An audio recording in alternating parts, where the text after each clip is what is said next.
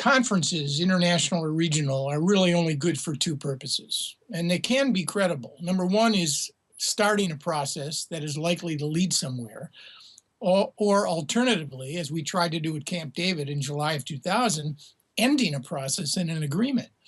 And I suspect the problem with the French initiative is that this particular effort seems to fall clearly not into the first category and definitely not into the second. So you'd have to really, if you were truly being clear and honest about this, you'd have to rate the prospects for success, even the success in terms of management, forget resolution of the Israeli-Palestinian problem, as pretty low. I mean, the motivation, I think, is clear. The French are particularly concerned.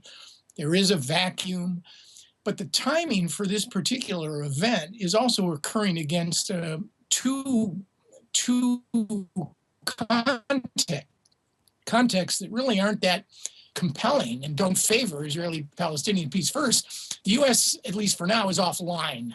I would describe it that way because of our relatively complex election season here.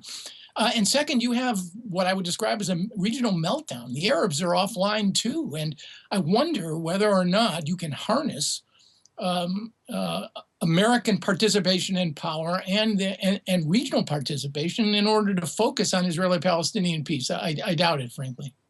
Aaron David Miller, you're right. We're entering this sort of lame duck phase, and we remember that 8 years ago, then French President Nicolas Sarkozy had tried something along similar lines when there was no Mideast peace talks on the cards at the time. Nonetheless, we've seen that trying to get these Middle East peace talks going, President Obama made a genuine effort at it. It never went anywhere. At this point in time, what will it take to bring both sides to the table? What will it really take?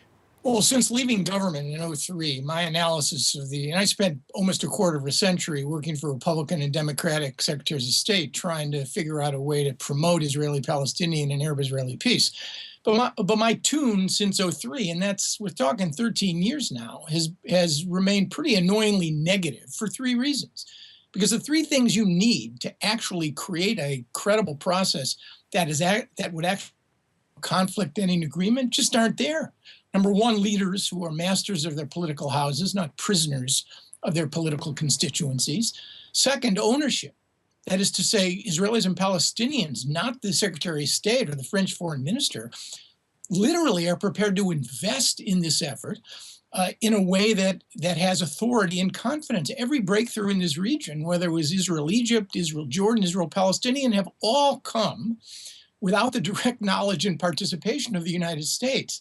So you don't have ownership. And then of course, you have the absence of effective mediation. So that's an argument actually in favor of this French initiative. You're saying that, for instance, when we had the Oslo peace accords in 1992, that initially it was something that was outside of the U.S.'s realm. Yeah, but it was also outside of the realm of any other external party.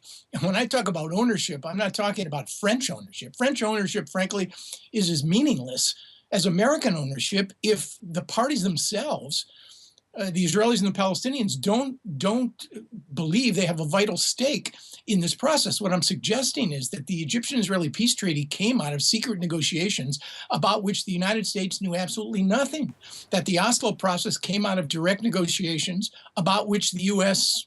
knew very little, and the Israeli-Jordanian peace treaty came as a consequence of decades of discrete and clandestine contacts between the Israelis and the Jordanians. You just don't have right now that kind of ownership. The Israeli Prime Minister is not interested, frankly, in an end game here because it's going to force him to make very difficult decisions on issues like border security, refugees in Jerusalem. The president of the Palestinian Authority may be interested, but there's an arguable case to be made that he does not have the capacity to deliver. You have a divided Palestinian national movement, and you have Palestinian positions. I'm not being critical here, but Palestinian positions, frankly, that are going to be very difficult for any Israeli government or for an outside mediator to broker. So I guess what I'm saying, if I believe there was a serious chance for the French initiative to make this difficult situation better, I'd be much more enamored about the prospects of success. What we cannot do is fail yet again. Because failure, trying and failing, the notion that trying and failing is better than not having tried at all, is an appropriate slogan, let's say, for a French football team.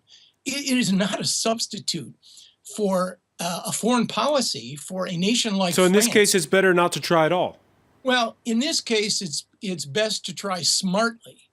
And the question there is whether or not there are smart options at this stage. Rest assured, the Obama administration, between now and the end of this year, whether it's before November or in the elusive period between November and the inauguration of the next R or D, he or she that is going to sit in the White House, the Obama administration is going to, in my judgment, try some sort of initiative. I think it'll be more virtual in character. It'll talk about parameters, perhaps, for a negotiated settlement to leave some sort of closure or legacy on an issue that both the Secretary of State and the President cares deeply about.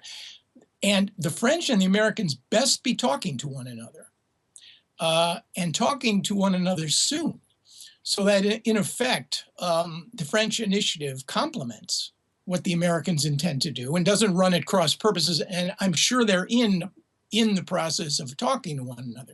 The issue here is how to succeed and not fail again.